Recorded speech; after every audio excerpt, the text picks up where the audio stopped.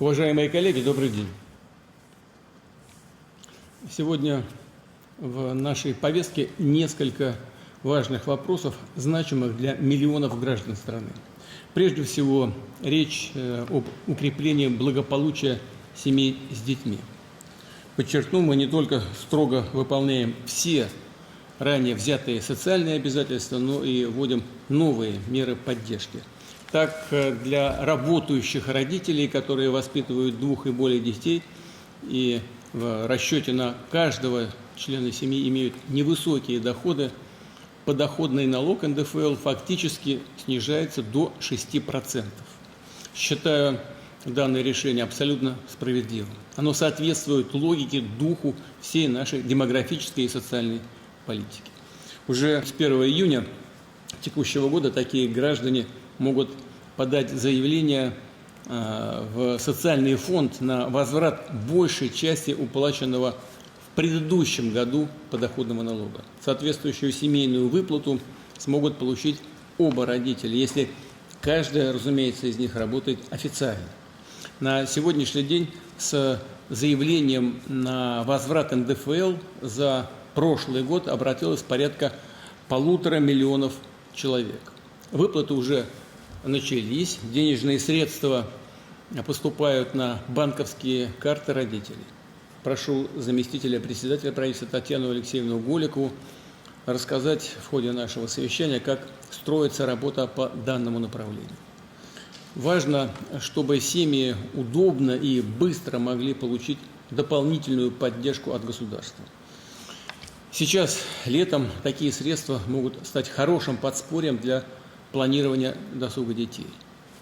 Вопросы организации их отдыха и оздоровления в период летних каникул также станут предметом нашего обсуждения сегодня, в том числе открытие ряда новых объектов детских лагерей в Краснодарском крае и в Липецкой области.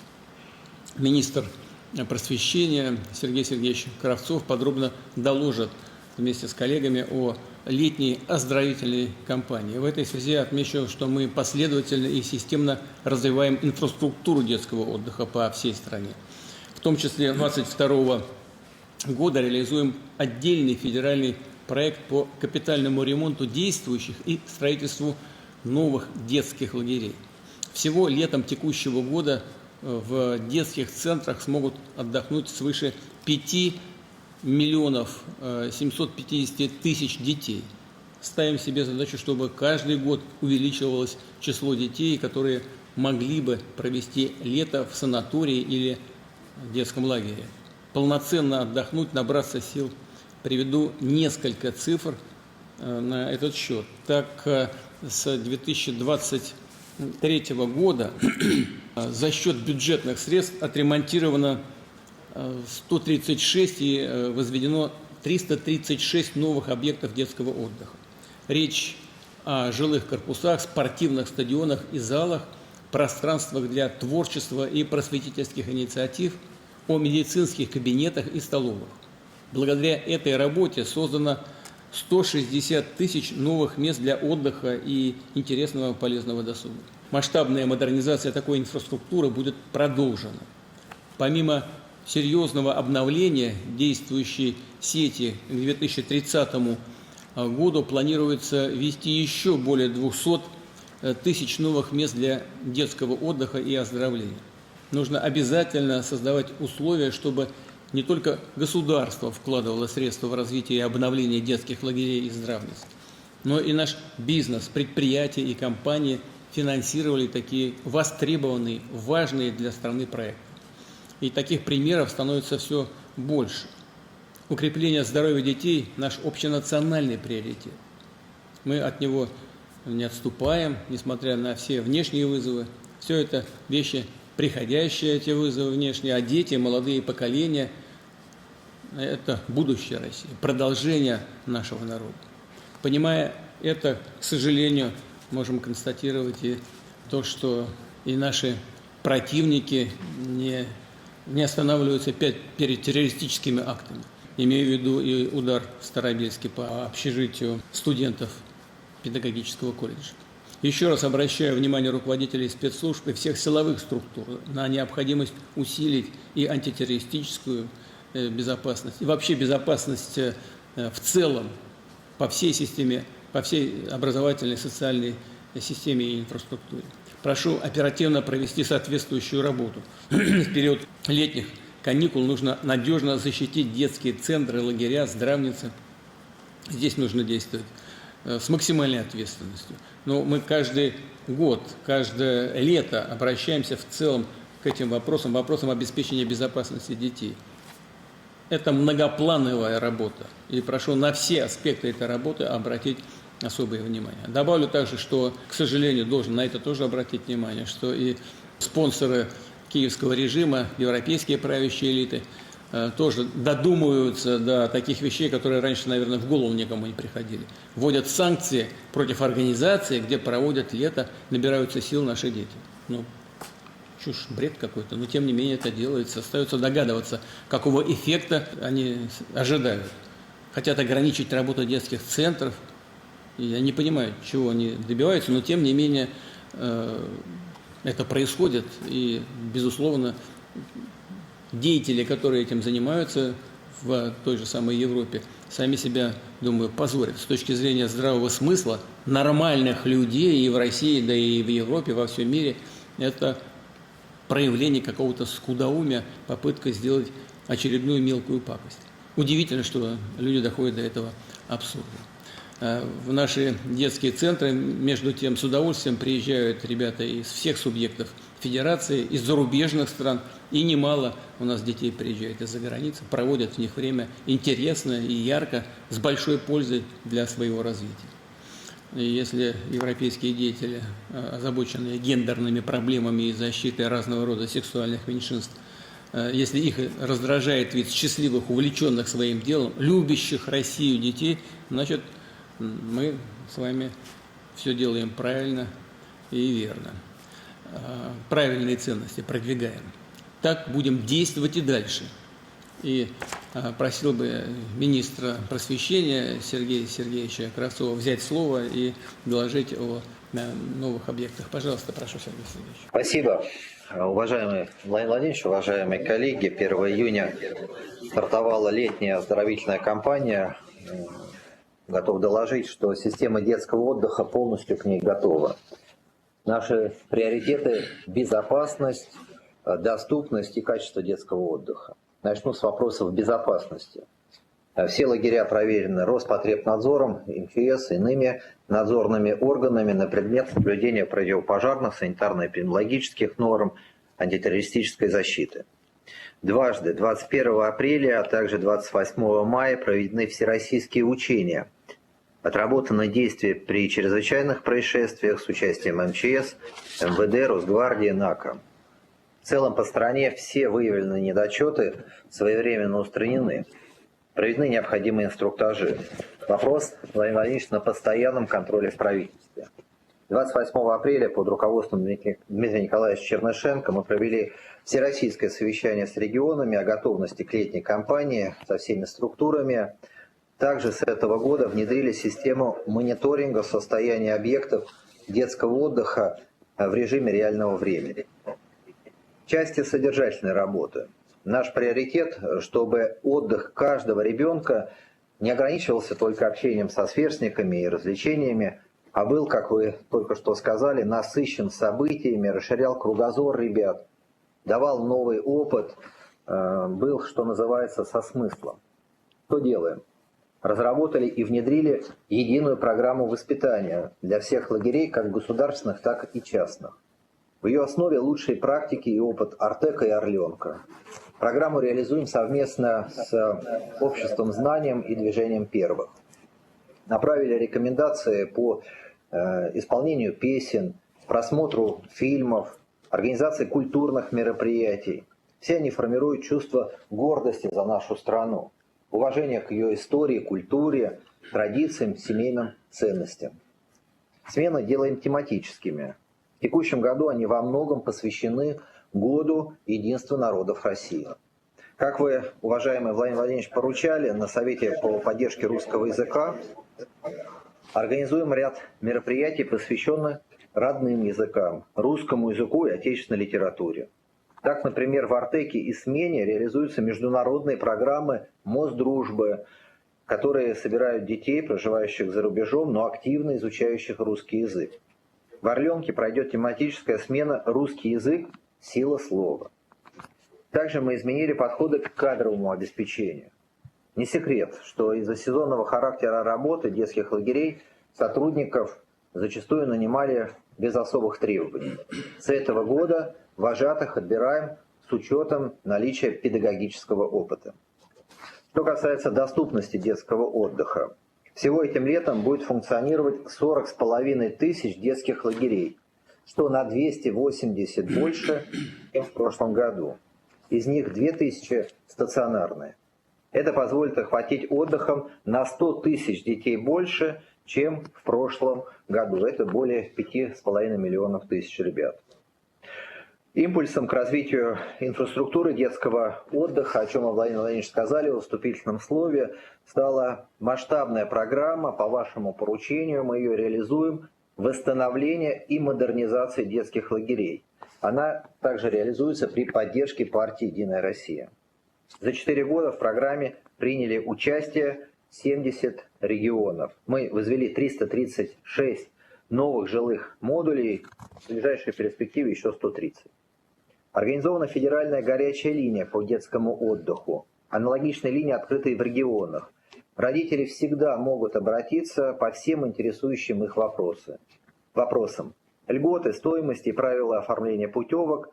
Также всю важную информацию можно получить на специальном созданном сайте «Детский отдых РФ». Отдельно приоритетное направление – это направление детей, участников специальной военной операции на детский отдых, детей из приграничных территорий и воссоединенных регионов, а также детей, которые находятся в зонах чрезвычайных ситуаций. В этом году порядка 3000 детей указанных категорий смогут отдохнуть. Вместе с тем охват будет еще больше.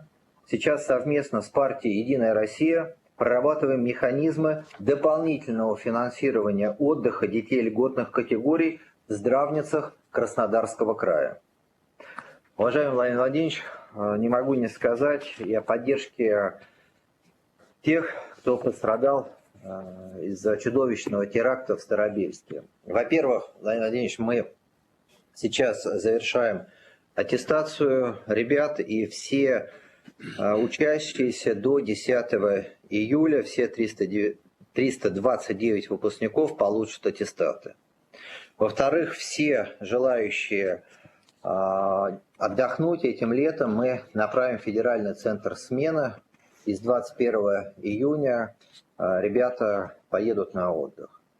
И в-третьих, мы и с Луганском, с Карачаево-Черкесской республики, как регионом-шефом, с Минстроем, прорабатываем вопрос восстановления разрушенных объектов. Уверен, что мы восстановим колледж. Это очень важно, эта работа ведется, Владимир Владимирович. Уважаемый Владимир Владимирович, благодаря вашим решениям в стране реализуются беспрецедентные по охвату мероприятия по строительству и капитальному ремонту объектов детского отдыха. И сегодня с нами на связи 3 объекта. Это федеральный центр «Орленок», региональный лагерь в Липецкой области и частный лагерь в Краснодарском крае. Позвольте предоставить слово директору федерального центра «Орленок». Сегодня здесь открывается Центр воспитательных технологий. На его базе будет организована подготовка вожатых со всей страны. Если позволите, Владимир Владимирович, передать слово Александру Васильевичу Джеусу. Пожалуйста, Александр Васильевич. Добрый день, уважаемый Владимир Владимирович. По вашему поручению с 2003 года реализуется программа развития Всероссийского детского центра «Орленок». За это время построен и запущен новый кластер, лагерь «Олимпийская деревня» на 450 мест, киноконцертный зал «Амфитеатр» на 1500 мест, общественный центр с образовательными пространствами и творческими мастерскими. Сделана полная реконструкция инженерных сетей «Орленка», построены современнейшие очистные спортивное сооружение. И особенно хочу поблагодарить вас и отметить, что Орленок газифицирован с прошлого года. Все это, безусловно, позволило нам обеспечить качественный прием 16 тысяч детей в год. Сегодня Орленок реализует более 100 образовательных программ, связанных с наукой, спортом, культурой, историей и, как точно отметил Сергей Сергеевич, изучением русского языка. Основа всех программ – это, конечно же, патриотическое и духовно-нравственное образование. Все работает на воспитание ответственного гражданина нашей великой страны. Уважаемый Владимир Владимирович, для нас огромная честь сегодня открывать с вашим участием новый объект – Центр воспитательных технологий в городе Краснодаре площадью 22 500 квадратных метров. Это, безусловно, уникальное пространство полного цикла, которое включает в себя учебно-лабораторный блок из 25 классов, киноконцертный зал на 300 мест, номерной фонд на 440 мест, плавательный бассейн и детский автогород с полигоном для обучения вождению. Новый центр позволит нам принимать более 3800 детей в год, что увеличит общее количество принимаемых Орленком детей до 19 800 человек.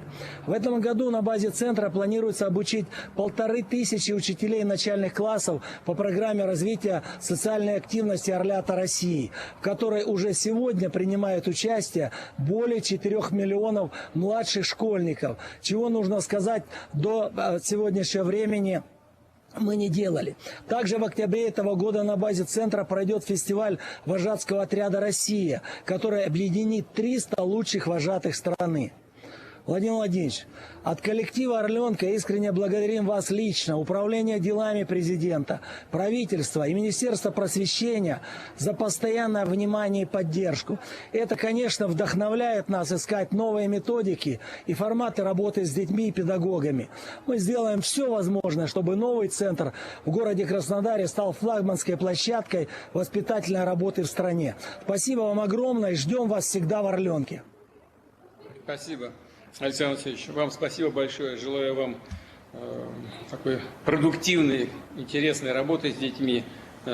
Самые наилучшие пожелания всему вашему воспитательскому составу. Я знаю, что эта работа очень ответственная, важная. Орленок относится к числу наших ведущих центров для оздоровления и отдыха детей. Вам всего самого доброго. Спасибо. Спасибо, Владимир Владимирович.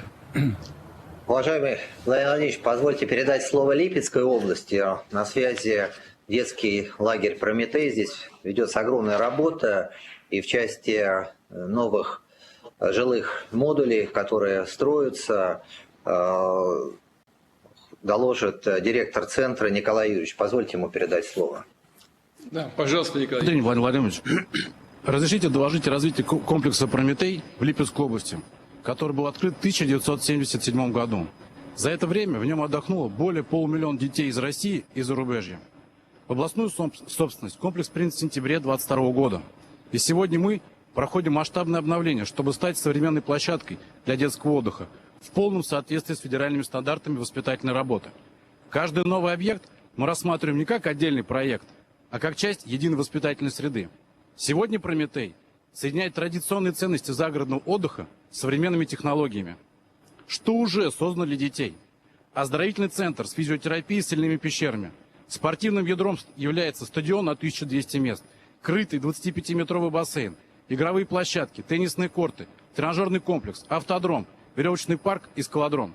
Для массовых мероприятий сердцем лагеря является Костровая на 2000 мест и на 800 еще амфитеатр. 1 июня на первой летней смене заработал 6-й жилой модуль в рамках федеральной программы модернизации детских лагерей, которую реализует Министерство просвещения России и Совета Федерации. Благодаря этой программе из современных, быстро возводимых корпусов сложился уютный жилой квартал, а территория лагеря превратилась в настоящий детский город. Вдохновляясь успехом первых в мире игр будущего в Казани, где классический спорт объединился с киберфизическими дисциплинами, мы поняли – будущее детского отдыха на стыке движения и интеллекта. Именно поэтому этим летом на благотворительные средства мы открываем фиджитал-центр. Теперь в «Прометее» ребенок может не просто бегать и играть в футбол, а участвовать в соревнованиях, где физическая подготовка идет рука об руку с воспитанием и познавательной деятельностью. Именно так, как как требует государственная политика в сфере воспитания подрастающего поколения. В исполнении вашего поручения Прометей включен в реестр объектов капитального строительства. До конца года будут реализованы и реконструированы 3 жилых комплекса и клуб-столовая. После завершения всех намеченных работ по реконструкции единовременно пропускная способность Прометея составит более 1000 человек в смену. Мы восстанавливаем утраченную систему тематических дружин на современной технологической основе, чтобы каждый ребенок отдыхал и развивался с учетом своих интересов. При этом общая инфраструктура и совместные мероприятия создают единое воспитательное пространство. Наша цель, Владимир Владимирович, воспитать личность, при которой патриотизм, уважение к труду, к старшему поколению, культурному наследию и природе – это естественно норма жизни. Мы продолжим развитие Прометея, чтобы каждый ребенок возвращался домой не только отдохнувшим и здоровым, но и более ответственным, сильным духом и любящим свою страну. Спасибо. Николай Юрьевич, вы сказали про стадион, другие спортивные объекты. А вот тренерский состав или преподаватели физкультуры, специалисты этого профиля, они где подходили в подготовку, вы откуда их взяли? На каком уровне будет организована эта работа? Потому что там вопросы, связанные с безопасностью, например, что касается бассейнов там, и так далее. Все инструктора и весь преподавательский состав проходят специальное обучение. Имеют сертификаты, документы, позволяющие им работу. Мало того, каждый объект мы постоянно перед каждым сезоном проводим дополнительное тестирование, приглашая независимые организации, специалистов охраны труда, чтобы отдых был абсолютно безопасным. Понятно. Спасибо. Спасибо, Николай Ильич. Успехов вам. Благодарю вас. Пожалуйста. Уважаемый Владимир Владимирович, у нас на связи Краснодарский край. Вы в вступительном слове сказали по поводу того, чтобы бизнес вкладывал в детский отдых. И яркий пример – детский курорт «Вита». У нас на связи Василий Николаевич, директор курорта. Также открылся новый лагерь в этом курорте. И позвольте передать слово Василию Николаевичу, чтобы более подробно рассказать об этой работе. Пожалуйста, прошу вас, Василий Николаевич. Добрый день, Владимир Владимирович. Я руковожу командой частного детского курорта «Вита», и мы более 20 лет организовываем и развиваем детский отдых. Сейчас наш курорт объединяет 4 детские здравницы, и одномоментно мы принимаем 5500 детей. Охват за год составляет более 25 тысяч детей со всей нашей страны. Это большая ответственность и ежедневная работа всей нашей команды. В этом году мы открываем новый корпус «Аврора» на 800 мест, что позволит увеличить общую вместимость курорта и принимать до 30 тысяч детей ежегодно. Это современный корпус с комфортными условиями размещения, новыми пространствами для спорта, творчества и общения детей. При создании таких объектов важно не только то, как они построены, но и какая атмосфера создается для детей и насколько им здесь интересно и комфортно. Особое внимание мы уделяем организации питания с разнообразным выбором блюд. Уже подготовлена пляжная территория и купальная зона. В последние годы команда «Виты» последовательно запускает новые объекты и обновляет инфраструктуру. Все это стало возможным благодаря вниманию и поддержке региональной и федеральной власти, за что мы выражаем особую признательность и благодарность.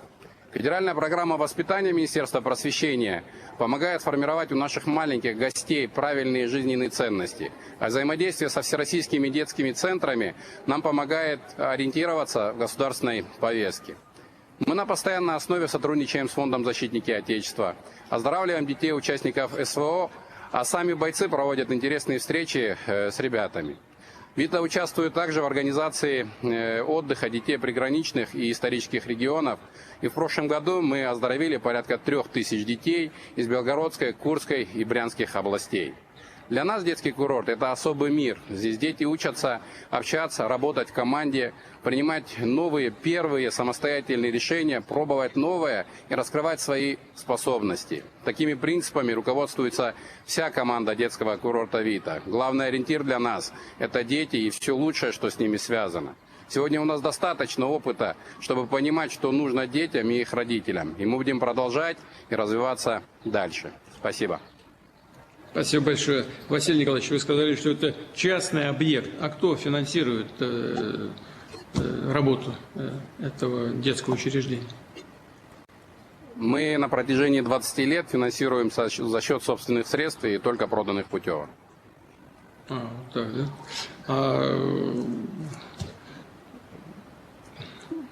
Край-то помогает. Вот я вижу на экране тоже у нас губернатор Кондратьев Вениамин Иванович. Вениамин Иванович, как вы поддерживаете это учреждение-то?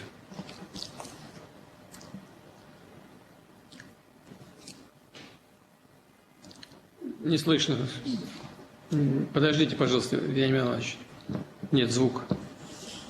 Я вас не слышу. Да, уважаемый Владимир, Да, пошли. конечно, чем мы можем помочь, как говорится, конечно, преференциями, льготами, для того, чтобы, конечно, их инвестиция, вот те, кто хочет инвестировать в санаторно-курортный комплекс, особенно в детский отдых, ну, конечно, все равно был максимально выгодным. Поэтому, конечно, преференции, льготы, субсидии, это максимально мы в рамках края предоставляем. Ну, и, конечно, уважаемый Владимир, я, конечно, хотел бы поблагодарить в целом здесь и правительство тоже за поддержку, за программы, ну и вас лично за все-таки внимание к санаторно-курортному комплексу вы всегда уделяете, и в том числе, конечно, детскому отдыху в нашем крае.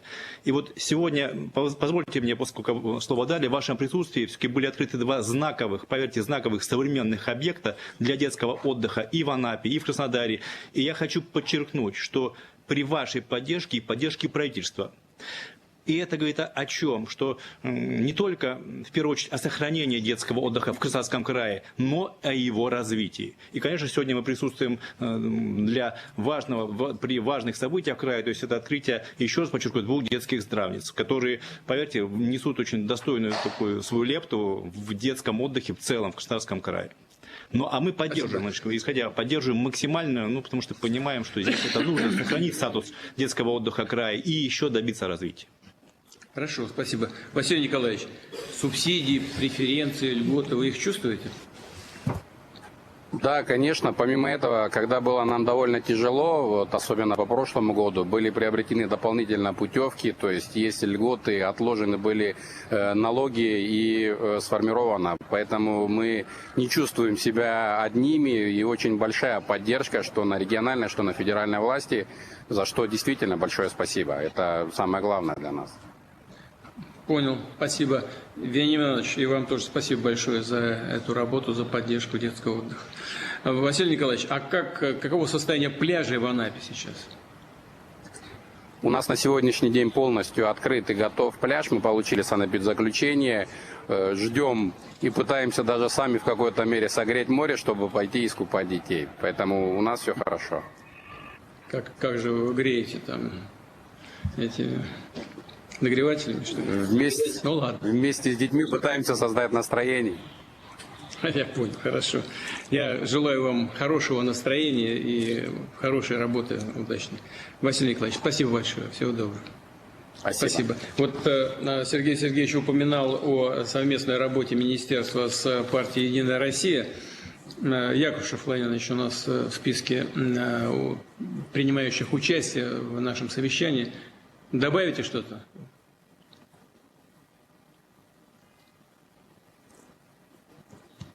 Не слышу вас тоже. Владимир, я вас не слышу. Да, добрый день. Вот уважаемый Владимир Владимирович, партия «Единая Россия» четко следует тем ориентирам, которые вы поставили в рамках утвержденных национальных целей развития Российской Федерации до 2030 и на перспективу до 2036 года. В этом году в рамках подготовки выборов в Государственную Думу партия организованно провела уже предварительное голосование и определила лучших, кто будет представлять Единую Россию на выборах в этом году. Кандидаты во время проведения предварительного голосования очень активно встречались с гражданами.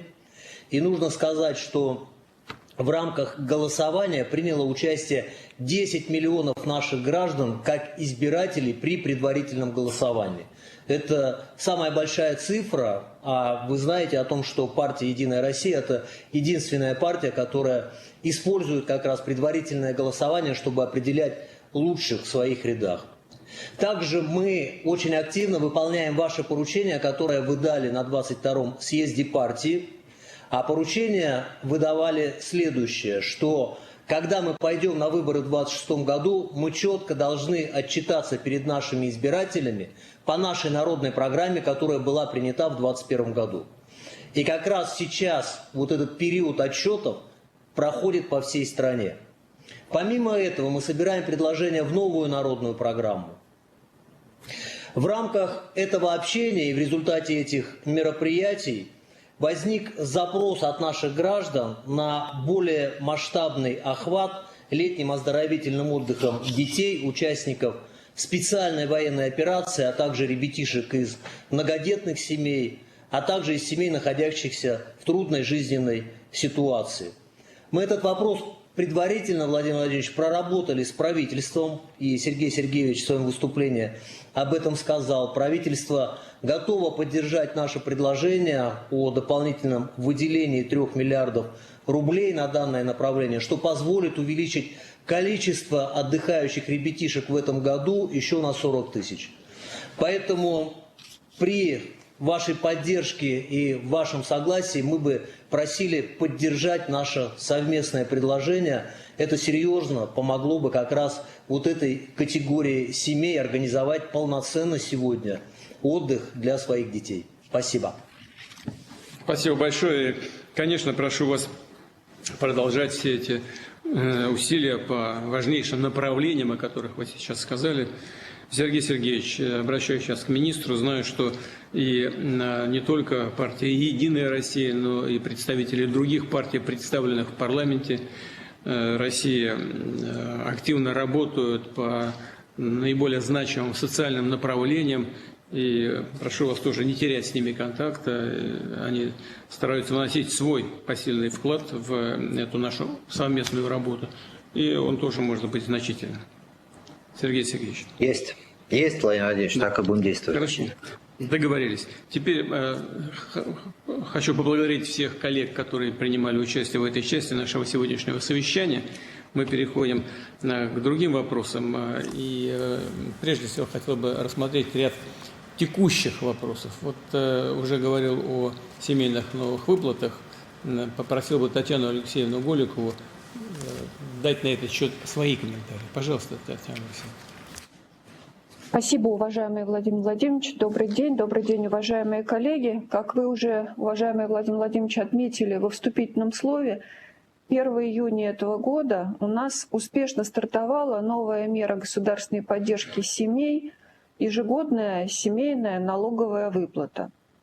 Согласно законодательному решению, родители 2 и более детей могут вернуть часть уплаченного в прошедшем году налога с заработков, если средний душевой доход в семье менее 1,5 прожиточных минимумов в регионе на каждого члена семьи. Помощь могут получить родители детей до 18 лет, а если дети обучаются очно в высших учебных заведениях или колледжей, то эта выплата может осуществляться до 23 лет. По предварительным расчетам, семейную налоговую выплату могут получить семьи в количестве более 4 миллионов на более чем 11 миллионов детей, которые воспитываются в этих семьях. По заявлению родителя сумма подоходного налога, который был уплачен с заработной платы, денежного довольствия, предпринимательского дохода, пересчитывается по ставке 6%, а разницу социальный фонд возвращает единым платежом.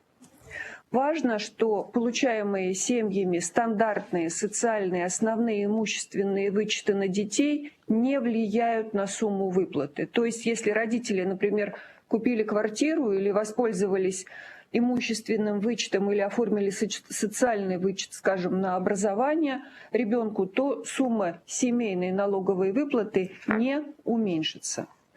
При назначении выплаты используются имущественные критерии, такие же, как используются при назначении единого пособия. Уважаемый Владимир Владимирович, вы неоднократно обращали внимание на то, что помощь должна предоставляться в максимально простом формате, без сбора справок. И здесь хочу отметить, что мы в этом случае организовали работу таким образом, что в подавляющем большинстве случаев родителям достаточно подать одно заявление.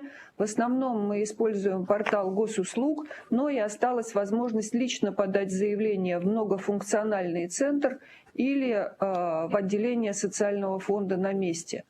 Хочу сказать, что по прошедшим первым 10 дням 99,2% заявлений подано через портал государственных услуг. Уже сейчас, вот если говорить на конкретное время, прямо поступило более 1,6 миллиона заявлений, а в первый день, когда выплата стартовала, это было 500 000. У нас по регламенту мы должны осуществить проверку документов и перечисление выплаты в 10-дневный срок. Но учитывая Институт социального казначейства, который мы активно с вами по вашему поручению создавали в ковид, у нас есть возможность делать это быстрее, и уже часть граждан, которые обратились 1 июня и получали 1 июня. На текущий момент семейные выплаты переведены более 293 тысячам семей, в которых воспитывается свыше 680 тысяч детей. И еще хочу сказать, что обратиться за выплатой в этом году с заявлением можно до 1 октября 2026 года, то есть еще 3,5 месяца, когда в спокойном режиме родители могут это сделать, как вы уже отметили, могут подать оба родителя, если они имеют официальный доход. Но если говорить о какой-то статистике, могу сказать, что самая большая выплата за этот период 141,2 тысяч рублей получена в Мурманской области на семью из 4 детей. Мы внимательно работаем с заявлениями, соблюдаем все эти сроки, которые установлены действующей нормативной базой, и так будем работать и впредь с этой выплатой, поскольку она является новой. И еще, если позволите, Владимир Владимирович, я очень коротко скажу о реализации вашего поручения, которое вы дали нам по итогам прямой линии. Речь идет о возможности продления выплат единого пособия многодетным семьям, у которых доход чуть-чуть превысил прожиточный минимум. Мы вам неоднократно докладывали об этом механизме и, как вы знаете, избрали критерий превышения 10%. И при поддержке наших коллег из «Единой России» очень быстро приняли соответствующую нормативную базу, и теперь многодетные семьи, которые прежде получали единое пособие, при повторном обращении смогут оформить пособие в размере 50% регионального прожиточного минимума на каждого ребенка еще на 12 месяцев, если, как я сказала, среднедушевой доход в семье превышает величину прожиточного минимума не более чем на 10%. Как и договаривались, как и вы поручали нам, действие этой нормы распространено на правоотношения с 1 января 2026 года, и с 22 мая Социальный фонд начал проактивный пересмотр тех отказов многодетным семьям, которые были вынесены ранее, с учетом тех новых правил, о которых я сказала. Сейчас уже помощь назначена более чем 21 тысячи семей, в которых воспитывается более 56 тысяч детей. А в целом, по предварительным расчетам, которые мы оцениваем, исходя из имеющейся у нас административной базы, в течение года дополнительную помощь получат порядка 74 тысяч семей, в которых воспитывается более чем 230 тысяч ребят. Таким образом, мы реализовали поручение, данное вами на прямой линии, и впредь будем вас информировать о работе, которая ведется по поддержке наших семей. Спасибо. Татьяна Александровна, я прошу вас, чтобы и по первому вопросу, по которому вы сейчас докладывали, и по второму работа была организована таким образом, чтобы люди получали своевременную и достоверную информацию. Сделайте это как можно шире, чтобы люди об этом узнали и воспользовались этими возможностями. Спасибо большое. У нас с 2017 года идет работа по благоустройству городов, населенных пунктов. В этой работе самое активное участие принимают жителей соответствующих поселков и городов. И эта программа очень востребована. На 2026 год мы планировали направить на эти цели где-то до 60 миллиардов рублей. Ирек Анварович, как движется здесь дело и в каком состоянии эта работа? Спасибо, Владимир Владимирович, уважаемые коллеги. Обновленные парки, набережные, пешеходные зоны, современные детские спортивные площадки сегодня стали привычной частью жизни людей в городах и поселках нашей страны. Это стало возможным благодаря запущенному с 2017 года, как вы уже отметили, проекту формирования комфортной городской среды. Благодаря вашей личной поддержке федеральный проект продлен до 2030 года. Всего за это время благоустроено 118 тысяч территорий. Проект стал по-настоящему народным, и опросы показывают, что 87% жителей нашей страны знакомы с этим федеральным проектом. И это неудивительно. Принципиальной особенностью этой программы стало то, что люди сами выбирают пространство, которое надо благоустраивать. Всего за 5 лет, благодаря всероссийскому голосованию, собрано более 68 миллионов голосов. Жителями выбраны 10 712 территорий, из которых 8 505 уже реализованы. В этом году старт голосования был объявлен вами 21 апреля, в День местного самоуправления. И на сегодняшний день голоса отдали уже 15 миллионов жителей нашей страны. Здесь отмечу вклад партии «Единая Россия» в организацию голосования. С первого года работы мы с ними это начали, работу с жителями, с волонтерами, а также вовлечение граждан в реализацию проекта в целом. Для удобства предусмотрены различные способы участия через портал госуслуг с помощью волонтеров, а с этого года и впервые в национальном мессенджере МАКС. Голосование завершится уже в пятницу, в День России. Владимир Владимирович, хотелось бы обратиться к гражданам нашей страны с просьбой. Сейчас у каждого есть возможность лично повлиять на развитие своего населенного пункта. До завершения голосования осталось всего 2 дня, поэтому прошу тех, кто еще не сделал выбор, принять участие и проголосовать за проект, который важен именно им. Это займет всего лишь несколько минут, а результат будет радовать вас и вашу семью долгие годы. Ведь реализация территории, которую вы выберете, начнется уже в следующем году. И это очень важно, потому что каждый такой проект дает свой экономический эффект для развития поселения. Сегодня регионы и органы местного самоуправления рассматривают благоустройство как часть долгосрочного развития территории, возможность улучшения социального климата, удержания молодых и активных жителей, привлечения инвесторов для развития туризма. В целом, за время реализации программы по стране создано 30 тысяч рабочих мест и открыто более 7 тысяч новых точек коммерческой активности. Приведу ряд примеров. В одном из самых маленьких городов России, Чекалине Тульской области, после благоустройства Соборной горы появился фестиваль народной культуры, который ежегодно собирает до 3000 гостей при численности города менее 1000 человек. В Дербенте в результате реализации проекта благоустройства с привлечением внебюджетных средств туристический поток вырос двукратно, а собственные доходы города выросли в 4 раза. Это проекты – часть одного из ключевых инструментов программы Всероссийского конкурса по благоустройству. В рамках ваших решений с 2018 года финансирование конкурса увеличено в 5 раз, и с прошлого года он проводится уже по обновленным правилам. Расширен круг участников, теперь к участию допущены города с численностью до 300 тысяч человек населения, а также села и поселки, которые являются опорными. И обязательным стало условие по использованию, привлечению внебюджетного финансирования.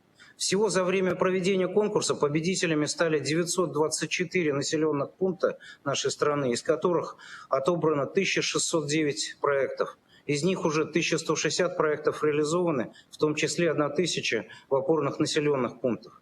Особое внимание уделяется и новым и приграничным регионам. По поручению председателя правительства с этого года проводится отдельный конкурс для Брянской, Белгородской и Курской областей, а также 4 воссоединенных регионов. И сегодня в новых регионах уже благоустроено 89 общественных пространств, а 34 проекта стали победителями всероссийского конкурса. Так в Стаханове появился парк трудовой славы, а в Мелитополе обустраивается парк участников специальной военной операции, который станет символом храбрости защитников Отечества и центром патриотического воспитания молодежи. Это лишь несколько примеров проводимой работы.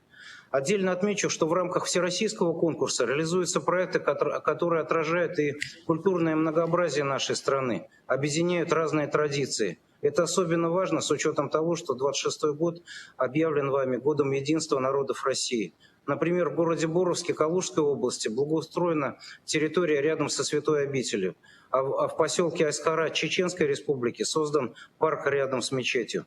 Разные регионы, разные традиции, но единый смысл – это уважение к истории, сохранение памяти и объединение культур.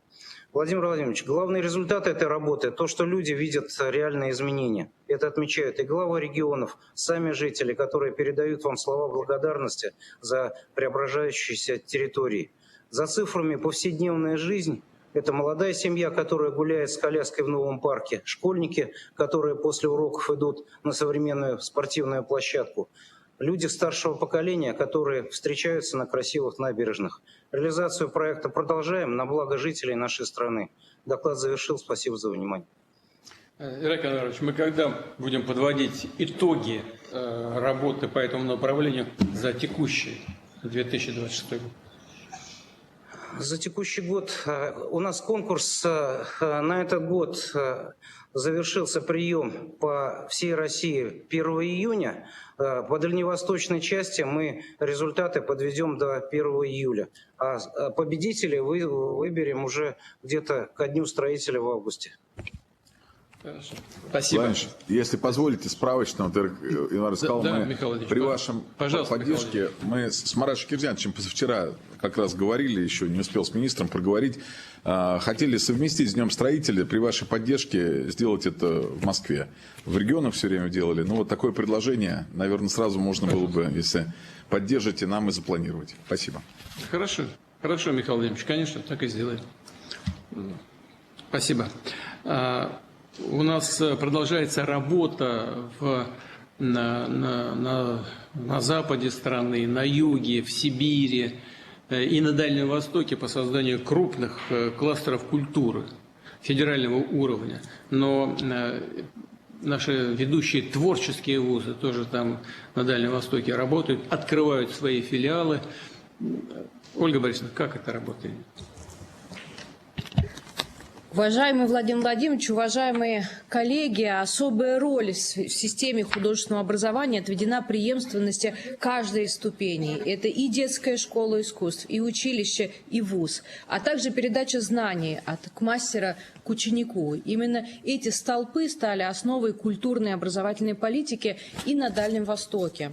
В соответствии с вашим указом создаются уникальные культурно-образовательные музейные комплексы, о которых вы упомянули. Это и Владивосток, и Кемерово, и Калининград, и Севастополь. Один из них стал уже частью культурного пространства Владивостока. Сейчас в комплексе обучаются более 400 ребят. В городе строятся современные здания Приморской сцены Мариинского театра, филиалы Российского государственного института сценических искусств и Государственной Третьяковской галереи. С 23 года свои первые творческие шаги делают юные музыканты филиала Приморской Центральной музыкальной школы Академии исполнительского искусства и молодые дарования в области балета филиала Московской государственной академии хореографии. Активная работа также ведется по строительству Приморской высшей школы музыкального и театрального искусства Российского государственного института сценических искусств. Важной задачей является самореализация будущих мастеров музыкального и театрального искусства. Ежегодно новые творческие кадры смогут начать свою карьеру в современном и технически оснащенном культурном комплексе Приморской сцене Мариинского театра.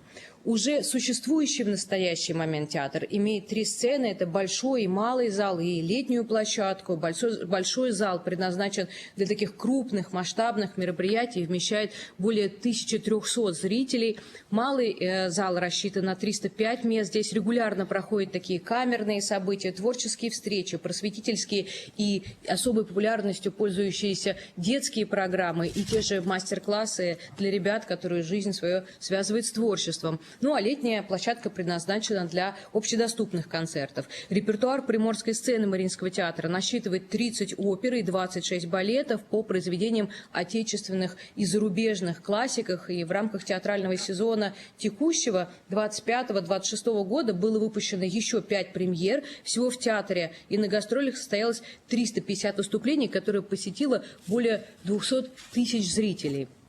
И в рамках вашего поручения мы также продолжаем строительство нового здания с большим и камерными залами, которые будут вмещать порядка 1300 и 600 мест соответственно. Но я хотела бы упомянуть еще одно знаковое событие для культурной жизни Дальнего Востока. Это ваше поручение по итогам Восточного экономического форума о создании филиалов тех самых ведущих творческих вузов страны. И в 2025 году у нас появились первые первокурсники на Дальнем Востоке, 32 студента, в Авгике, в Хабаровске, 22 молодых человека, в Театральном институте имени Щукина, в Щуке, в Южно-Сахалинске, 13 студентов филиала нашего ГИТИСа Благовещенский. И в 2026 году обучающимися в филиалах этих вузов станут еще около сотни ребят. Но я не могу не упомянуть такую системную работу Восточно-Сибирского института культуры в Улан-Удэ и Хабаровского института культуры,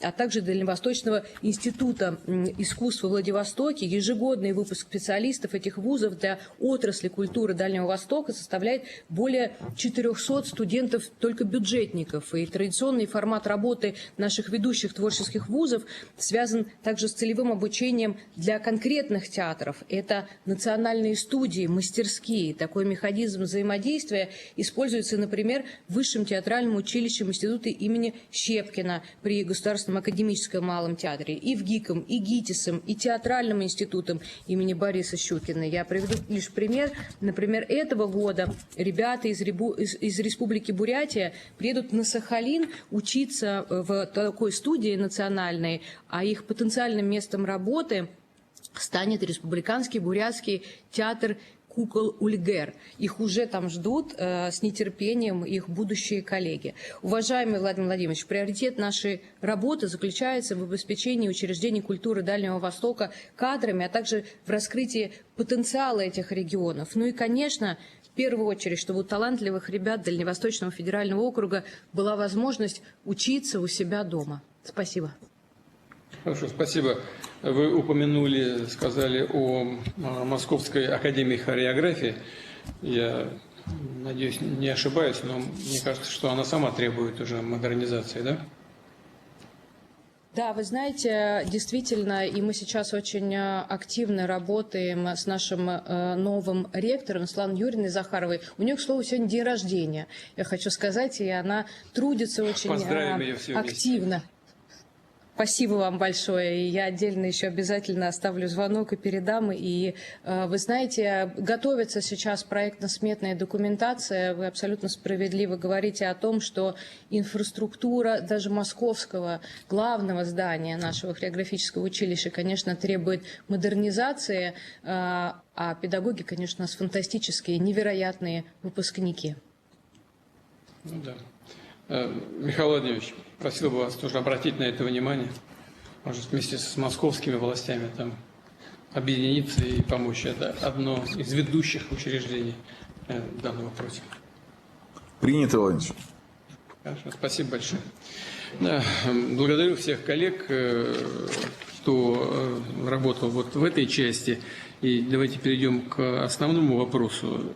Это вопрос, связанный с оценкой инвестиционной деятельности и с стимулированием инвестиционной деятельности в стране.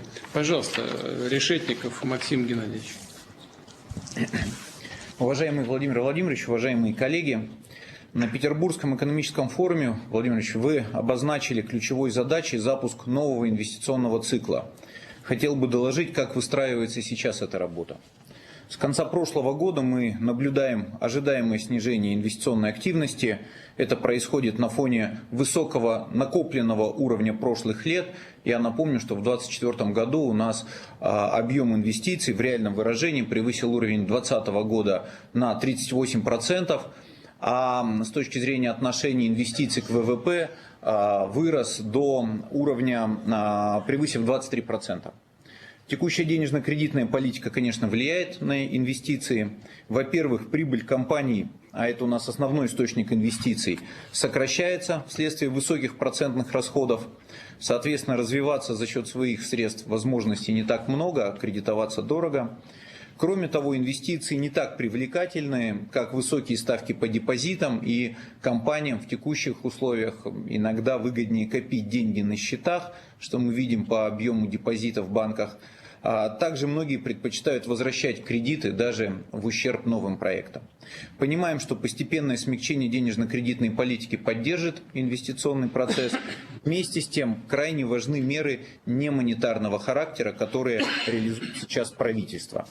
Ну, во-первых, это все то, что так или иначе влияет на снижение издержек и на повышение гибкости в работе за счет снятия барьеров, сокращения сроков строительства, отказа от ненужных проверок. Здесь крайне важна гибкость на рынке труда. Это возможность для компаний корректировать загрузку производств, предлагать сотрудникам более гибкий график работы в периоды сокращения заказов, ну и активнее вовлекать людей при расширении бизнеса или под какие-то дополнительные большие задачи. Для этого в Трудовой кодекс внесены уже поправки об увеличении лимита для сверхурочной работы. Конечно, только с согласия сотрудника и только за дополнительную плату, как мы тогда обсуждали, вам докладывали. Бизнес получает инструмент гибкого управления загрузкой персонала, а работники возможность дополнительно заработать. Сейчас бизнес обратился с предложениями по второму пакету корректировок относительно условий труда, теперь уже в отраслевое законодательство, чтобы дать людям возможность также дополнительно зарабатывать и там определенные ограничения, соответственно, смягчить.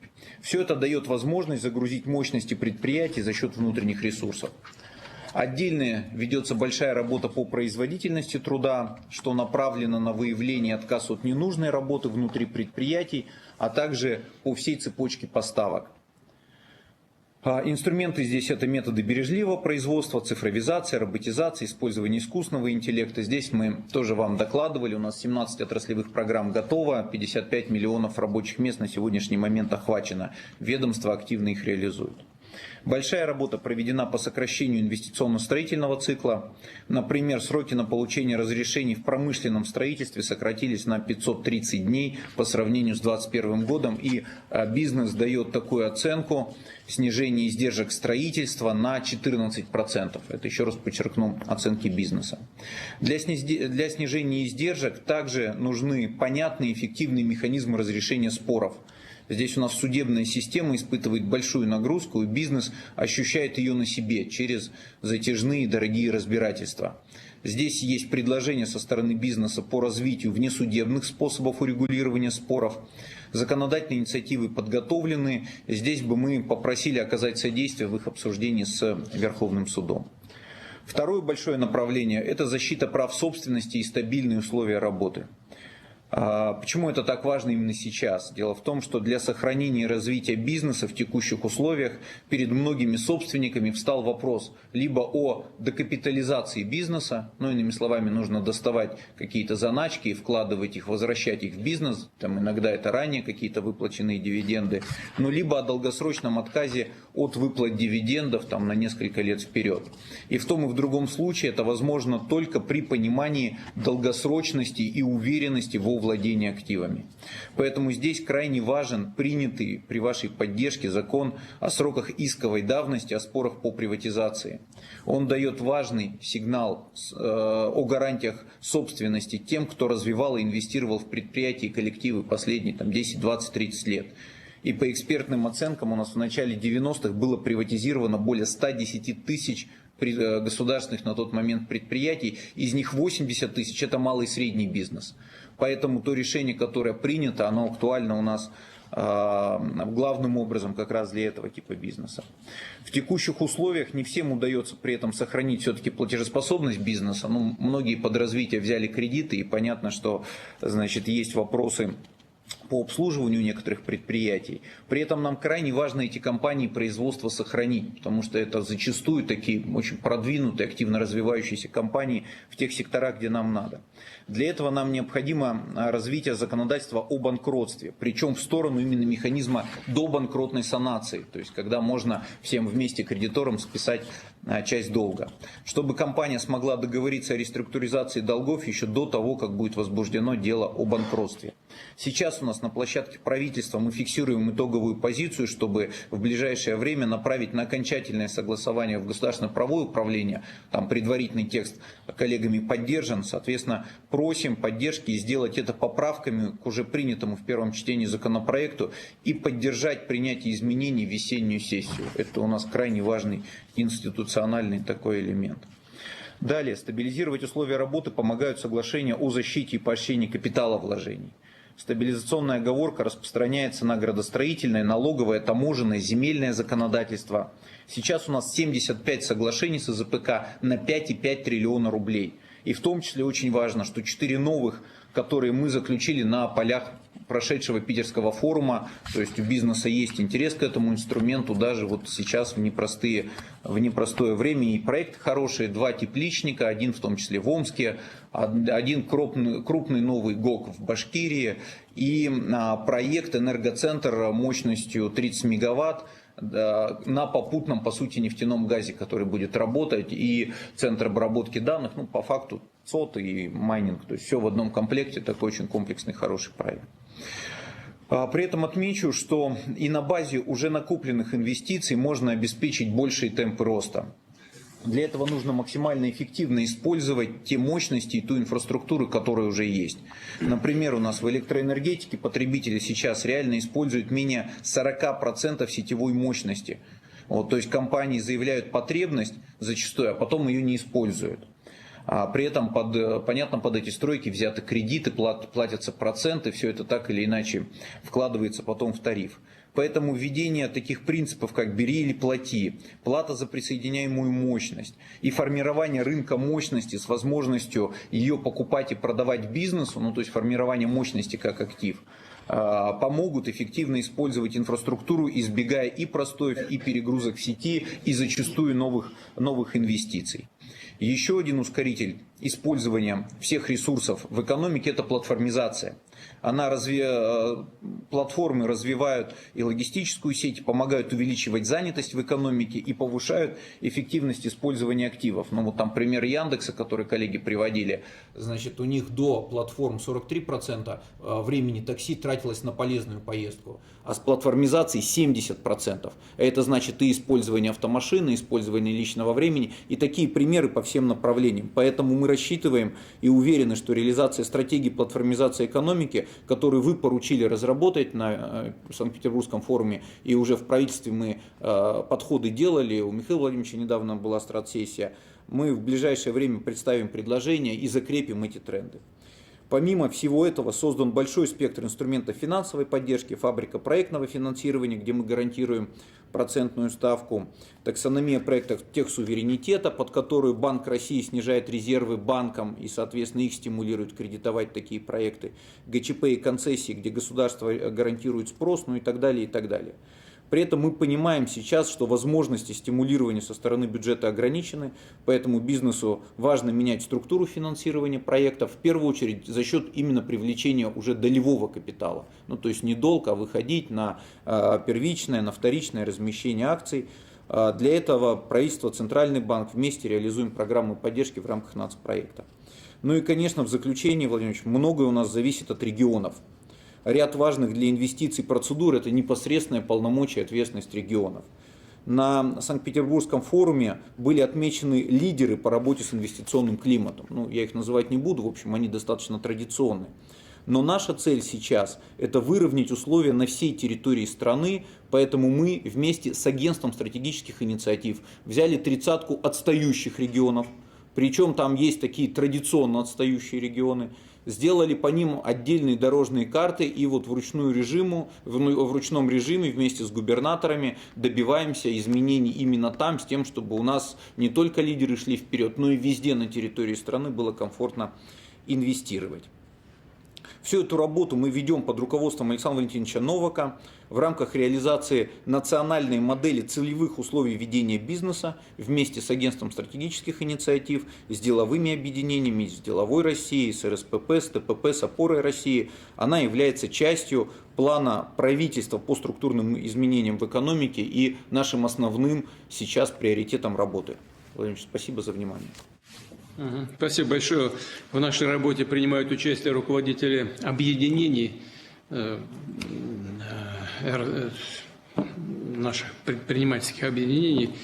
Шохин Александр Николаевич, Российский союз промышленников и предпринимателей, и Репик Алексей Евгеньевич, это «Деловая Россия». Попросил бы их тоже высказаться и дать свои оценки тому, как идет работа совместно с правительством. Пожалуйста, Александр Николаевич. Спасибо, Владимир Владимирович. Считаем очень важной и своевременной поставленную вами на пленарном заседании Санкт-Петербургского международного экономического форума задачу запуска нового инвестиционного цикла и развития частной инициативы. Мы видим сохраняющиеся риски для экономики и инвестиционного роста. В частности, майский опрос РСПП показал, что ухудшаются оценки спроса, непростой остается ситуация с неплатежами. Многие компании и крупные и субъекты МСП говорят о сложном финансовом положении. В мае по результатам нашего опроса сократилась доля компаний, нанимающих сотрудников. Есть риск, что инвестиционная пауза может перейти в длительную инвестиционную заморозку, поэтому очень важно сейчас обсудить, как этого не допустить. Исходя из оценок компаний, слишком крепкий рубль стал даже более значимым барьером для экономического роста, чем высокая ключевая ставка, оказывая негативное воздействие не только на экспортеров, что очевидно, но и на реализующие импортозамещающие проекты компаний, которым становится гораздо сложнее конкурировать с экспортом. Ну и естественный бюджет, который не так сильно выигрывает, как мог бы от положительной конъюнктуры на ряде внешних рынков. Оценки показывают, что курс 80-85, а потом многие в кулуарах и на сессиях Петербургского форума говорили, был бы, безусловно, позитивно воспринят бизнесом. Что касается ключевой ставки, то мы очень надеемся, что к концу года удастся выйти на однозначную величину этого показателя, то есть ниже 10%. Одновременно хотел бы поблагодарить и вас, Владимир Владимирович, и правительство за ряд принятых решений, которые поддерживают инвестиционную активность бизнеса. Ну, в частности, снижение порога по НДС, которое планировалось благодаря вашему указанию, сейчас как бы сохранилось, 20 миллионов рублей, что позволит субъектам МСП с большей уверенностью глядеть в будущее, в том числе, наверное, и не забывать о возможностях развития и инвестиций. Повышают качество деловой среды и принятые поправки в Трудовой кодекс по повышению гибкости рынка труда, о чем Максим Геннадьевич сказал. Теперь действительно необходимо внести соответствующие изменения в отраслевое законодательство, и сделать это надо в ближайшее время. Большей предсказуемости и повышению уровня доверия будут способствовать и принятые поправки в Гражданский кодекс по срокам исковой давности по сделкам приватизации.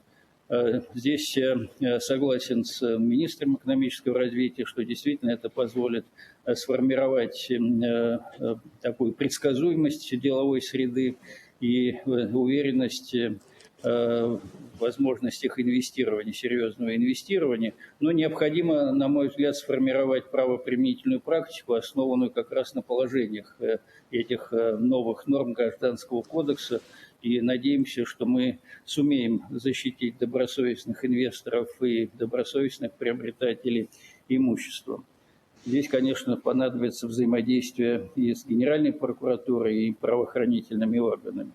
Говоря о защите прав инвесторов, на наш взгляд, стоит подумать и о моратории на взыскание системообразующих подрядных организаций оплаты за уже выполненные контракты и работы по результатам проверок контрольно-надзорных органов. В тех случаях, когда ущерб государству наносится вовсе не исполнителями, а государственными структурами или муниципальными органами, ну, при том, что есть, так сказать, документальное подтверждение в виде наличия подписанных сторонами актов и отсутствие претензий со стороны заказчиков. К сожалению, такая практика есть.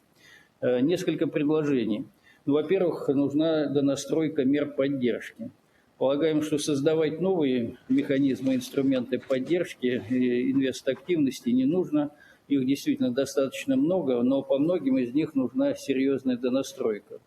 Считаем важным ускорить выполнение вашего поручения по донастройке федерального инвестиционного налогового вычета. У нас есть довольно широкий набор предложений. Они в большинстве своем совпадают с предложением Министерства экономического развития, но мы понимаем, что в текущих условиях все их реализовать достаточно сложно, поэтому, наверное, можно ограничиться в ближайшем цикле бюджетно-налоговом на увеличение инвестиционного вычета с 3 до 8%. Но есть традиционная просьба докапитализировать фонд развития промышленности, поскольку это действительно один из самых эффективных механизмов поддержки высокотехнологичных проектов средних компаний. Важно восстановить и финансирование экспортно ориентированных инвестиционных проектов в рамках программы, которая была востребована и остается востребованной бизнесом. Это программа КППК, корпоративной программы повышения конкурентоспособности, ну, как минимум с 2028 года. Ну, а если обстоятельства сложатся бюджетно более благоприятно, то можно и раньше эти проекты возобновить. Есть ряд предложений по корректировке механизма специнвестконтракта, СЗПК, других инструментов, включая расширение применения стабилизационной оговорки, в том числе и в части фискальной нагрузки. Напомню, что не все фискальные инструменты подпадают под дедушкину оговорку, ну, а поскольку в последнее время ряд решений по повышению фискальной нагрузки принимался, то ряд проектов СЗПК, СПИКов испытывают большее, так сказать, давление с этой стороны. Необходима также ускоренная цифровизация предоставления мер поддержки на всех уровнях. Пока, к сожалению, еще нет такого единого портала с полной информацией о мерах поддержки, хотя работа в данном направлении ведется активно, хотелось бы в ближайшее время получить результат. С учетом сложной бюджетной ситуации предлагаем рассмотреть возможность принятия подтвержденного законодательного решения о будущем долгосрочном финансировании. Наверное, после 2028 года это может случиться, но тем не менее это позволит инвестору уже сейчас приступать к подготовительному этапу реализации проектов, готовить соответствующую документацию, экспертизы проводить и так далее, с тем, чтобы когда, как говорится, жизнь наладится, чтобы не тратить время на все эти подготовительные работы. Но для этого нужна уверенность в том, что эта работа будет сделана не зря. Нужна и поддержка инфраструктурных проектов, стратегических в том числе. Среди предложений, которые хотелось бы поднять, это снятие избыточных ограничений для дотационных субъектов Российской Федерации на принятие бюджетных обязательств по расходам в рамках концессионных соглашений, соглашений ГЧП и также договоров о финансовой аренде, лизинге. Предлагаем расширить применение подтвердившего свою эффективность механизма финансирования строительства инфраструктурных объектов за счет инфраструктурных облигаций, народных облигаций, IPO и в целом стимулировать частные инвестиции через фондовый рынок. Здесь мы поддерживаем позицию, которую высказал министр экономического развития. Просили бы также не вводить избыточных ограничений для получателей мер поддержки, включая ограничения на выплату дивидендов, что может ограничить приток средств частных инвесторов на фондовый рынок. Ведь частные инвесторы, в том числе и физические лица, будут приобретать акции, облигации компании лишь в том случае, когда будут выплачиваться соответствующие дивиденды. Это очевидный, как говорится, мотив. Но, тем не менее, мы, так сказать, хотели бы, чтобы был механизм и, так сказать, выплат дивидендов и максимальное привлечение их на инвестирование. Кстати, поэтому федеральный инвестиционный налоговый вычет должен учитывать и эти обстоятельства, то есть долю дивидендов, идущих на инвестиции. Два слова поддержки спроса. Необходимо консолидировать потребность субъектов Российской Федерации в тех или иных товарах и стимулировать, в частности, заключение по ним межрегиональных офсетных контрактов, а также расширить практику заключения офсетных контрактов организациями с госучастием и с государственными заказчиками, включая проведение совместных закупок за счет бюджетных и внебюджетных источников. Важно продолжить работу по выравниванию уровня требований к российским и иностранным товарам и поставщикам. И в этих целях активно использовать технический инструмент, технические барьеры для борьбы с демпингом и недобросовестным поведением зарубежных поставщиков. Есть ряд других предложений по стимулированию инвестиционной активности, которые мы и обсуждаем, и готовы обсуждать с правительством и ключевыми министерствами. И они касаются и более широкого круга вопросов, которые в том числе были в повестке Петербургского международного экономического форума. Это обеспечение технологического лидерства, развитие платформенной экономики, углубление цифровизации, роботизации, в том числе и использование искусственного интеллекта, повышение производительности труда. Готовы к сотрудничеству и рассчитываем, что, как и прежде, правительство будет прислушиваться к нашим предложениям. Благодарю вас, Александр Николаевич. Алексей Евгеньевич, пожалуйста, прошу вас.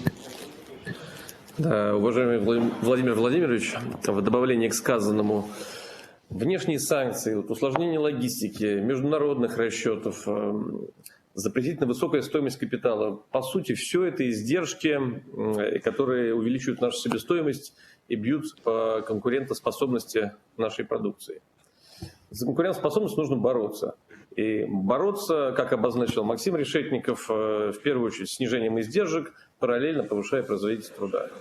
Поэтому национальная модель целевых условий ведения бизнеса для нас это по-настоящему такой инструмент компенсации внешнего давления, прямой и измеримый.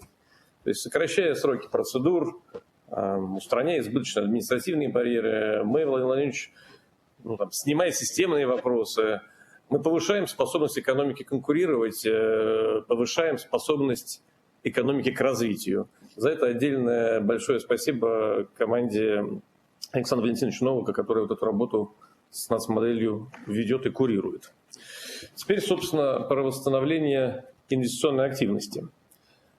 Совершенно согласен с Александром Николаевичем, что жесткая денежно-кредитная политика, рост нагрузки налоговой, фискальной, как следствие, привели к сокращению прибыли предприятий. И объективно у нас такая ситуация, что даже экономически обоснованные проекты откладываются.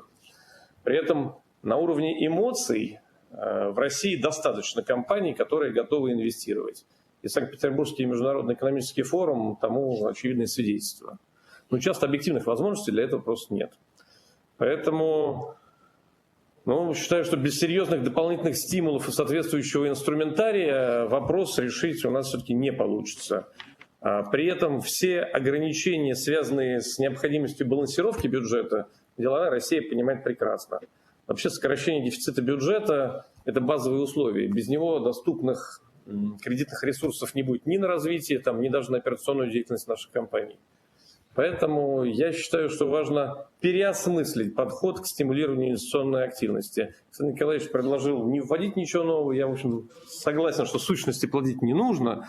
Но, тем не менее, например, федеральный инвестиционный налоговый вычет, о котором говорил Александр Николаевич, в текущей настройке незначим, обременен набором ограничений, по сути своей не влияет на принятие инвестиционных решений никаким образом. Но идея сама правильная. Потому что мы должны поддерживать тех, кто направляет свою прибыль не на дивиденды и потребление, не морозить ее на депозитах, а, соответственно, инвестирует в будущее. Это важно. Поэтому считаю возможным рассмотреть новый формат работы, такой отложенный федеральный инвестиционный налоговый вычет. Как это может работать? То есть компания инвестирует сегодня, создает те предприятия, которые нужны сегодня, а право уменьшить налог на прибыль получает в будущем, например, через 5 лет. Когда проект уже создаст дополнительную налоговую базу. В моменте у нас не возникают выпадающие доходы бюджета, Кстати, мы их сейчас объективно себе позволить не можем, у нас есть другие приоритеты. Но в будущем, соответственно, бюджет рискнет только частью прироста, который без этих инвестиций просто так бы и не появился. Причем применять меру считают целесообразным к проектам технологического суверенитета, техлида и в отраслях с неудовлетворенным внутренним спросом. То есть здесь просто важно при этом не создать опять заградительных барьеров, которые поставят крест на возможности использовать инструмент, ну, по сути, как это, к сожалению, случилось с текущей редакцией того самого пресловутого ФИНВа, инвестиционного вычета. Вот что важно, Владимир Ильич? Вычет должен стать полноценным финансовым активом. То есть будущие налоговые льготы должны быть отражены в каком-то инвестиционном налоговом сертификате или иной ценной бумаге, или, может быть, цифровом финансовом активе. То есть с его помощью можно будет улучшить финмодель, использовать его как частичное обеспечение для долгосрочного кредита в банке, но, по сути, привлечь ресурсы уже сегодня. Ну и это станет триггером для запуска инвестпроектов. Владимир Ильич, прошу поддержать такой подход. Большое спасибо. Спасибо большое. Благодарю вас. Я бы хотел предоставить слово Новаку Александру Валентиновичу и просил бы дать его комментарии к тому, что было коллегами сейчас предложено, имею в виду и выступление Александра Николаевича Шухина, и Алексея Евгеньевича Ребика, касается настройки мер поддержки, налоговых вычетов, СПИКов, там, модернизация СПИКов и так далее. Так? Ну вот вы все слышали, и поддержка спроса, в том числе дополнительные стимулы, ну и вот модернизация налогового вычета, по сути, отложенный налог. Мы вот, по-моему, с Алексеем Евгеньевичем говорили, Алексей Евгеньевич, да, вы же мне про это раньше так и было, на одной из наших встреч рассказывали про это. Александр Ильич, как ваше? Пожалуйста. И понятно, я, кстати говоря, согласен с Репиком, но выпадающих-то не появляется, ну, нет проекта и нет доходов, а появятся, будут доходы в будущем. Как Минфин-то к этому относится? Пожалуйста. Вот, спасибо, уважаемый Владимир Владимирович. Антон Германович у нас тоже на связи. Пожалуйста. Да, спасибо, уважаемый Владимир Владимирович. Ну, то, что доложил Максим Геннадьевич Шетников, это наша общая позиция. Мы эти вопросы, которые он предложил и которые уже правительство реализует в рамках плана структурных изменений, реализуем. Вот, утверждены все программы председателем правительства. И для нас это, ну, как бы важнейшая задача, поскольку план структурных изменений, он включает в себя 7 направлений. И все они так или иначе связаны с инвестиционной привлекательностью. Ну, ключевой элемент, конечно, это национальная модель ведения условий бизнеса, о которой сегодня говорили выступающие коллеги. И по ней мы с бизнесом и с агентством стратегических инициатив активно ведем работу и вместе с регионами. Вот Максим Геннадьевич сказал, что сейчас и 30 регионов определили наиболее отстающих. Хотелось бы отметить, что, кстати, у нас вот инвестиционная привлекательность, которую мы оцениваем в разрезе регионов, мы в этом году на Питерском форуме подводили итоги, она считается в том числе и в общем агрегированным показателем, как индекс инвестиционной активности. Он в целом повысился, и он ведется там по 8 направлениям анализ, и лишь 2 направления показали там отрицательную динамику, а 6 направлений положительную. Так вот, в отрицательной динамике у нас, как мы обсуждали на форуме, 2 показателя. Это меры поддержки. Они, к сожалению, стали меньше, чем раньше. И это, опять же, ввиду ограничений бюджетных. Как меры поддержки со стороны федерального бюджета, так и со стороны региональных бюджетов. И второе направление – это вопросы, связанные с обеспечением кадрами. И это тоже у нас ключевая задача, чтобы вот в рамках и национального проекта, и вопросов изменения гибкости трудовой занятости, о чем Решетников говорил, уделить особое внимание этому направлению. Трудовым ресурсам, обеспечению высокотехнологичных отраслей, перетоку из одних отраслей неэффективных в другие. Эту работу будем продолжать. Вот. Что касается в целом анализа инвестиционной динамики, хотел бы несколько цифр назвать, Владимир Владимирович. У нас вот инвестиции в основной капитал в первом квартале этого года, который мы анализируем, составили 6 триллионов 635 миллиардов рублей. и в номинальном выражении они снизились по сравнению с прошлым годом на 271 миллиард рублей.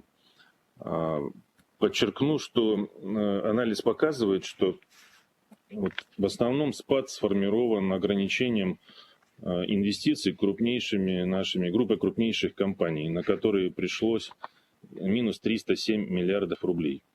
И я хотел бы на это обратить внимание, например, что ряд проектов, которые были завершены, по ним либо есть ограничения, связанные с внешними условиями, по ним в текущем году инвестиции ниже, чем в прошлом году. Ну, вот, например, компания, Иркутская нефтяная компания в первом квартале 2026 года проинвестировала 20 миллиардов рублей. В прошлом году было 67 миллиардов. 47 миллиардов рублей разница связана с тем, что проект завершается. По Арктик СПГ-2 в прошлом году было 87 миллиардов, в этом году 46 миллиардов. Но здесь причина понятна, внешние ограничения. У Газпрома в прошлом году было 411 миллиардов, а в этом 376, тут минус 35 миллиардов. Вот. И так мы по каждой компании раскладываем позиции, кто как инвестирует. Кстати, вот Роснефть, она увеличила в этом году, в первом квартале, свои инвестиции с 359 миллиардов до 377. На что я хотел бы вот просто обратить внимание, о чем тоже сказал Алексей Евгеньевич в своем выступлении. У нас действительно бизнес говорит о том, что есть проекты, которые, в принципе, могли бы быть реализованы, но в текущих условиях они не начинают проекты, как и по макроэкономическим показателям, с учетом высокой ключевой ставки, соответственно, крепкого рубля, так и потому что все-таки не верят пока в долгосрочность этих инвестиций. Поэтому мне кажется, что можно было бы нам сделать такой в ручном режиме, помимо тех системных мер, о которых говорили коллеги и которые мы поддерживаем, Максим Геннадьевич, Александр Николаевич, сделать дополнительную работу всем отраслевым федеральным органам исполнительной власти, провести ревизию тех инвестиционных проектов, которые у нас еще могли бы быть реализованы, либо начаты, но приостановлены, с конкретными мерами поддержки по каждому проекту в точечном режиме. Сделать такой реестр там, из 50-100 проектов с общей суммой инвестиций по каждому проекту, по критерию там, больше определенного уровня, посмотреть какой тот уровень приемлемый, 10 или 50 миллиардов рублей инвестиций. И с помощью тех же инструментов, которые у нас есть, ГЧП, концессии, СПИКи, СЗПК, посмотреть, как можно было бы этим проектам помочь с тем, чтобы коллеги инвестировали. И в том числе в рамках этой работы как раз отнестись к тому предложению, которое от Алексея Евгеньевича прозвучало относительно отложенного вычета налогового.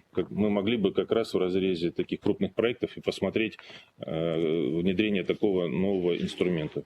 А в целом мы возьмем в проработку, он похож чем-то на соглашение о защите и поощрении капитальных вложений на ЗПК, где у нас часть налогов не выплачивается в компенсацию понесенных расходов на инфраструктуру. Ну, просто он немножко модифицированный, то, о чем говорит Алексей Евгеньевич. И, мне кажется, он вполне приемлем, нормальный, но нужно его проработать вместе с Министерством финансов и, думаю, выйти на какое-то такое правильное решение. И что касается федерального инвестиционного налогового вычета, мы уже обсуждали у вас, Владимир Владимирович, на совещании по экономическим вопросам этот момент. В прошлом году из 150 миллиардов было использовано 26 всего. При этом в первом квартале было 2 миллиарда рублей, 2,5 миллиарда рублей использовано. Сейчас вот по данным этого года в первом квартале уже использовано 5,2 миллиарда рублей, в 2 раза больше. В том числе, этот механизм начинает раскручиваться, и ввиду того принятого решения, поддержанного вами, о расширении охвата на круг компаний, не только на дочерние общества, но в целом на как бы общую консолидированную отчетность. Это дает дополнительную возможность использовать. Хотя, если посмотреть по динамике первого квартала, мы можем использовать этот инструмент, на мой взгляд, тоже не в полном объеме. И мне казалось бы, что можно было бы подкрутить этот инструмент, и не 3% условно сделать, но и не 8, и не 12, как предлагает Минэкономразвития и Александр Николаевич, хотя бы повысить с 3 до 5 до 6%. Мне кажется, это можно было бы мониторить ситуацию в случае, если Минфин ожидает, боится того, что мы выйдем за пределы 150-миллиардного лимита. Мне кажется, что мы всегда могли бы на это отреагировать и откорректировать эту ситуацию. Но сейчас можно было бы бизнесу дать некий сигнал, что мы этот инструмент подкорректируем. В целом, спасибо. Все. Спасибо. Антон Генович, как ваше мнение на первый скидку? Да. Согласен, что инструмент ФИНФА начинает раскручиваться. И в этом году точно будет объем в 2 раза больше, чем в прошлом. Значит, какие предложения прозвучали сейчас? Сделать так называемый отложенный ФИНФ. У нас сейчас есть такой механизм. Мы говорили о том, что инвестиции, которые сделаны в этом году, если они превышают 3%, точнее так, если они превышают 5% налога на прибыль, которую мы учитываем при отнесении на снижение налогов, то этот отложенный ФИНФ, он уже работает, на 10 лет его можно отнести. На 10 лет. Такой механизм. Это первое соображение. Второе, коллеги тоже говорят, давайте сделаем не 3% от сделанных инвестиций, а 8 и 12. У нас предложение, мы докладывали на одном из совещаний, мы предлагаем по Дальнему Востоку, в рамках вашего поручения по единому такому преференциальному режиму, сделать гораздо больше, чем даже 8 и 12. В зависимости от того, входит ли компания в группу или нет. Потому что с тем, чтобы эти вычеты распространялись в большей степени для вновь организованных производств на Дальнем Востоке и не относились, если это группа компаний, на соответствующие финансовые результаты компаний, которые работают вне Дальнего Востока. Поэтому такие предложения есть, и мы сформулировали, отрабатываем сейчас с Юрием Петровичем Трутневым, и готовы будем, если будет поддержка у нас в правительстве, вам доложить, может быть, как первый этап, посмотрим тоже, как пойдет, потому что, на наш взгляд, можно делать это и начинать с Дальнего Востока, такие преференциальные режимы применить. Поэтому, на наш взгляд, был бы это вполне хорошие шаги навстречу бизнесу. Ну и важно, действительно, коллеги говорили, все понимают прекрасно о том, чтобы нам снижать процентную ставку, для этого надо иметь низкий уровень дефицита бюджета, над чем мы и работаем. Это первое. Второе, действительно, нам нужно развивать финансовый рынок, больше компаний, чтобы выходили на IPO и SPO, то есть вторичное размещение. А для этого больше мотивации для менеджмента вводить, в том числе для госкомпаний, с тем, чтобы они были заинтересованы и в выплате дивидендов. Да, не все компании заинтересованы у нас и не хотят все компании выплачивать дивиденды. Обеспечивать доходность на вложенный капитал государством тоже, так как-то не торопится к этому. Поэтому, если бы были и мотивация менеджмента, в том числе и через материальное стимулирование и уровень заработных плат, к выполнению базовых показателей, которые будут улучшать и показатели компаний, то такие компании были более интересны на рынке. И, соответственно, те деньги, которые сегодня на депозитах, там более 60 триллионов рублей, постепенно бы перетекали на финансовый рынок, создавали бы дополнительный ресурс для инвестиций. Ну и, конечно, тоже коллеги об этом говорили, защита прав собственности, потому что если есть какие-то риски, всегда это плата за риск. То есть чем значит, больше защита прав собственности, тем меньше плата за риск, тем, соответственно, проекты более доходные и рисков там меньше. Поэтому вот такие базовые предпосылки для инвестиций, они, естественно, важны и реализуются. Спасибо. Ладно. Вы сейчас сказали об элементах заинтересованности, в том числе в госкомпаниях для менеджмента. Ну, правительство само ограничивало определенные здесь параметры, связанные с доходами и так далее. Сейчас не будем вдаваться в детали, но хотел бы вот на что обратить внимание. Конечно, мы прекрасно понимали, мы это много раз говорили, и, по-моему, я возвращался к этому и на Петербургском экономическом форуме. Ясно было, что принимая меры, которые должны были привести к ослаблению, понижению инфляции, мы понимали, что это отразится на темпах экономического роста и на инвестиционной деятельности. Ну вот здесь кто-то из коллег правильно сказал, нужно, чтобы эта инвестиционная пауза не привела к заморозке экономики. Мы это тоже понимали изначально и говорили именно об этом.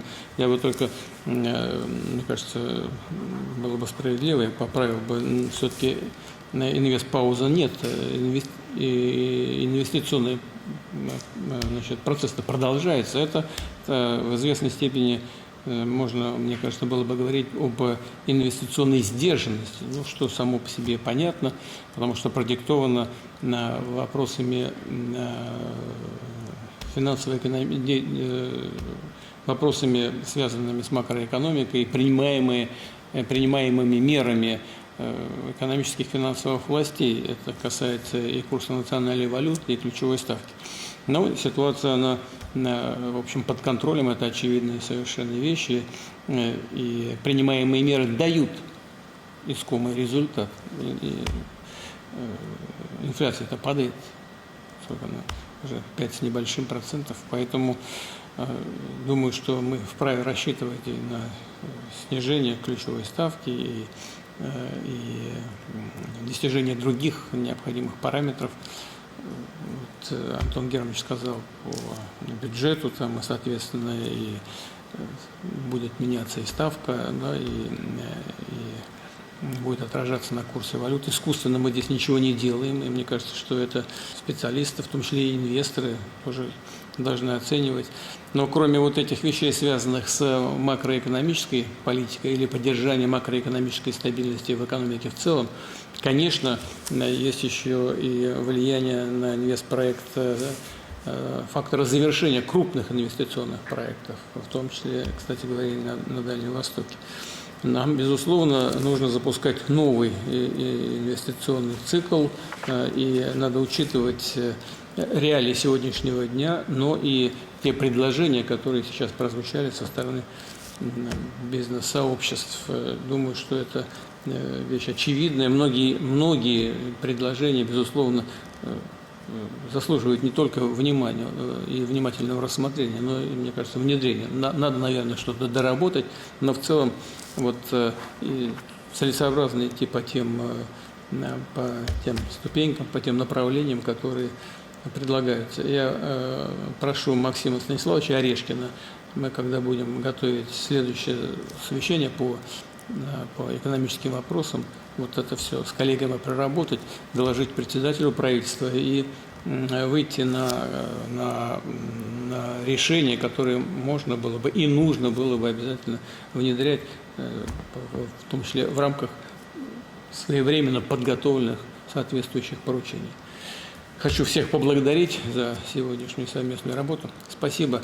И давайте подготовимся к тому, о чем я сейчас сказал, к следующему совещанию по экономическим вопросам. Спасибо большое. Всего хорошего.